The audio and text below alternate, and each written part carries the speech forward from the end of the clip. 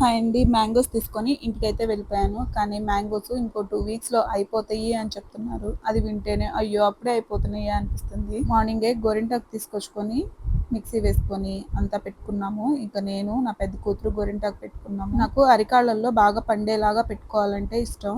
So, ఇలా వాటర్‌లో పెట్టాను. ఇదైతే నేను యూట్యూబ్‌లోనే చూసాను. గోరింటాకులో తమలపాకు వేస్తే పండిద్ది అన్నారు. అందుకని గోరింటాకులో తమలపాకు వేసి రుబ్బాము. తనైతే ఎక్కువ సేపు ఒకటే ప్లేస్‌లో కూర్చోలేదు. సో, జస్ట్ ఒక 15-20 మినిట్స్ అలా పెట్టింది.